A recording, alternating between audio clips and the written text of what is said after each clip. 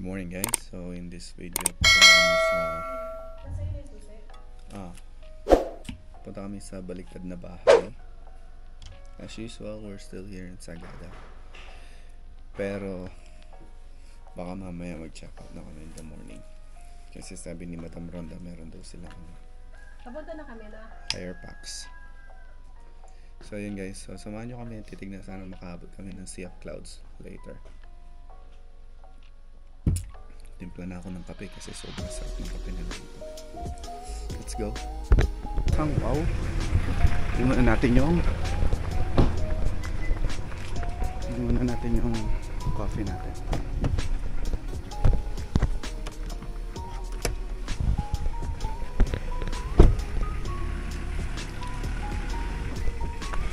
Kita ko yung sea of clouds dito guys.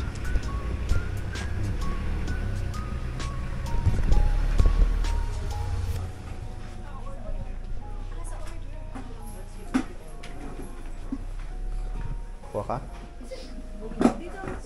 Sige. Diyan ba? Nag-order ka na? Hindi pa. Nagpakuha ko kayo. Order ka na. Breakfast na lang sa akin ha. Huwag na coffee.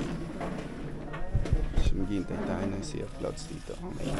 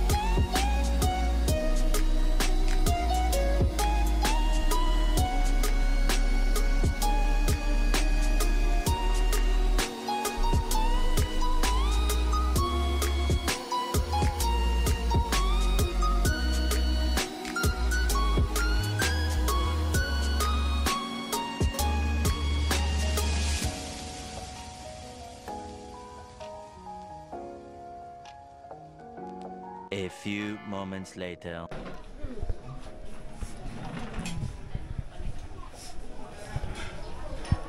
Nagbayad ka na?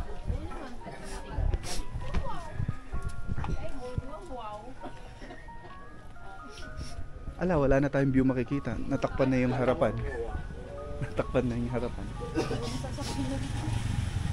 Iniwasan ko pa mo kasi nga baka may nagpipicture. Kaso natakpan na pala.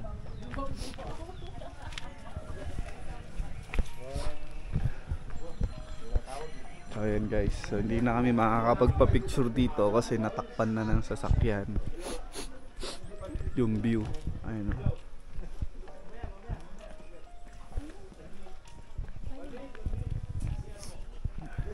Ayan. Isang wow Cafe Clouds. So baliktad lang yung baliktad lang yung bubong pero hindi baliktad yan sa loob. Design lang yun. Picture tayo dyan guys. So picture dyan Han? Ha? After no?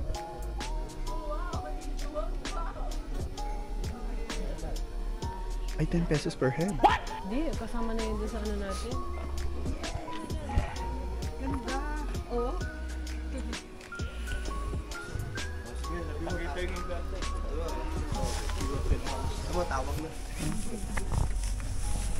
Picture ako muna kita dyan, nandyan. Ayan guys, isang wow cafe by the clouds. So hindi tayo mapalad ngayon guys kasi walang sea of clouds. Usually daw sea of clouds is pag umulan, tag-ulan. Yan, dami lagi. So dito guys, gorots are honest. How about you? Hindi kami daw honest kasi hindi kami nagbayad. 10 pesos each. Lagin. Paranan?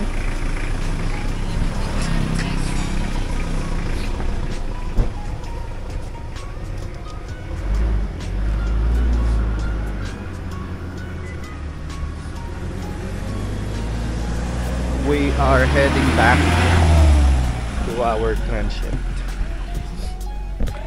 Ayan, mag-prepare na kami para pauwi mamaya. Ayan guys, so nandito na kami sa transient house namin.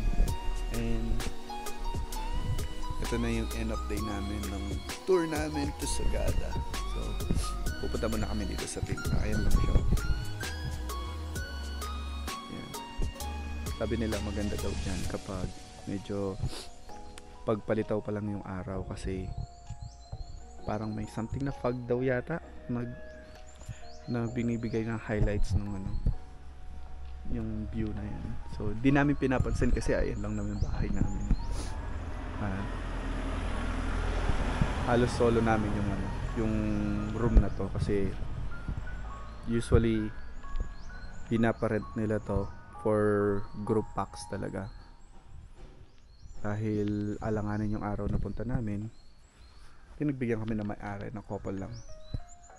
Kami lang yung naka-check-in dyan ngayon so far. Pero mamaya may darating sila na 30 packs. Samahan mo kami. Tara. Ayan, Tayo sa so, ano, sa timpla. Tara, Tagol. Tagol dito. ayan, pupunta kami dito. Ayan. Ayun lang yung sasakyan natin guys. So, lapit lang.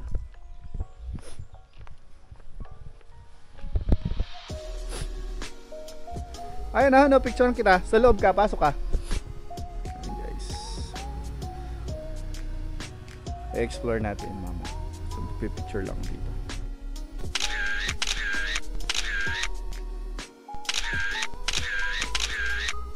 Ayan. Tignan yung view guys. Napakaganda. Kumuha kami ng picture dun sa bato na yun. Nakikita nyo. Pa-flash ko na lang. Makakuha namin ng picture. Sobrang ganda. Ano? Dito lang yan sa Timpla guys. So pag pumunta kayo sa Timpla dito, baba lang kayo sa diretso lang kayo. Tapos baba lang kayo banda dito. Ayan. Ayan o. Ganda, maganda yung view dyan guys. Kung nature lover kayo, sobra nyo ma-appreciate yun. Oh.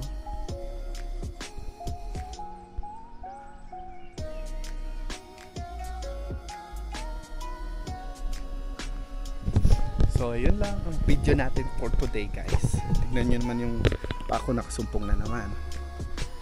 Oh, sumpong na naman guys. Sakit-sakit na naman tayo maglakad.